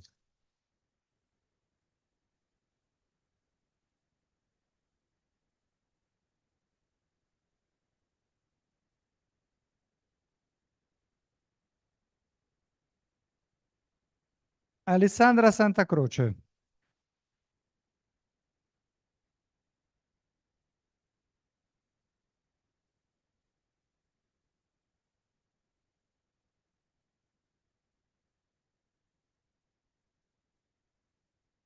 Muhammad Abdul Sattar, Mozambico.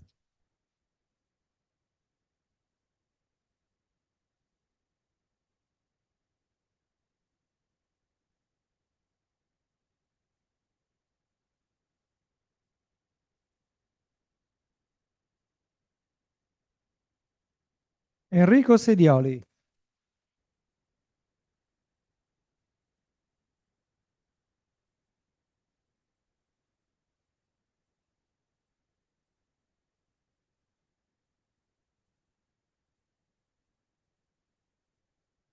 Aknur Taganova, Turkmenistan.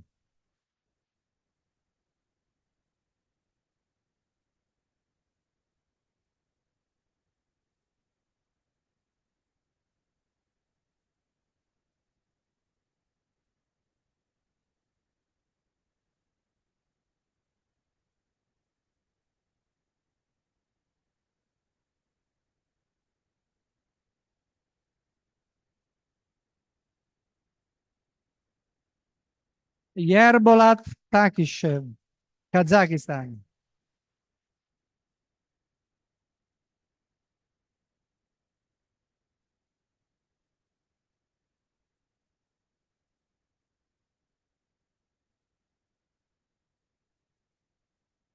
Enrico Tampieri.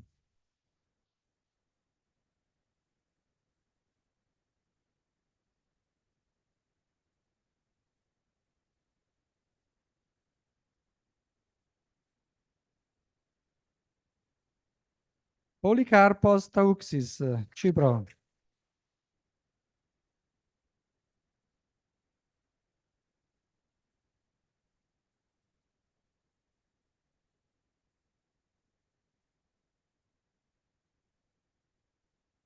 Vittoria Ullo.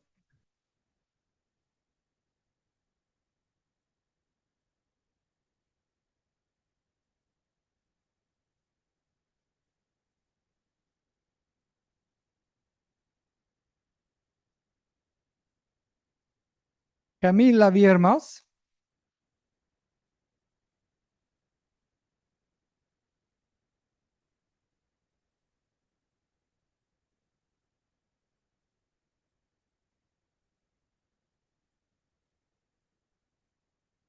Dulcis in fondo, Job, Lebeni, Zoya, Ivory Coast.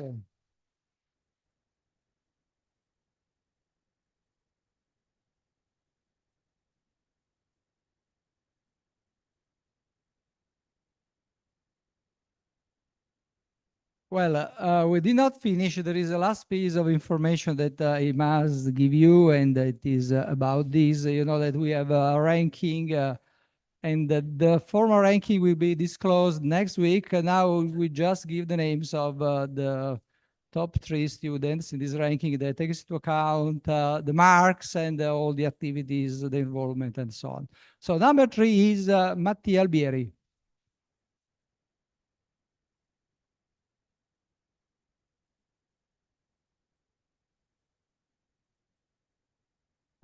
There is nothing. It's just the name. Number 2, Chiara Bartoli.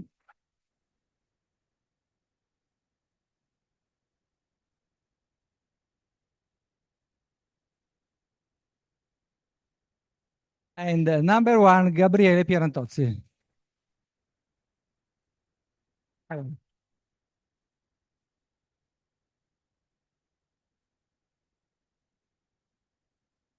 Okay, now it is the real end of the ceremony. We can have a light lunch and stay together outside. Thank you. Thank you very much.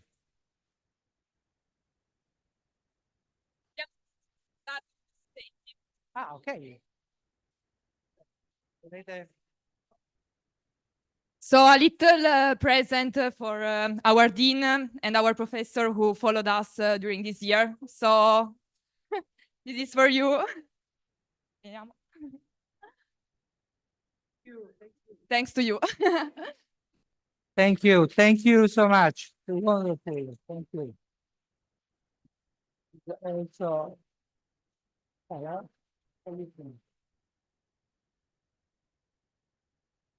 Thank you so much. You will be always in our memory for sure. Poi che bella.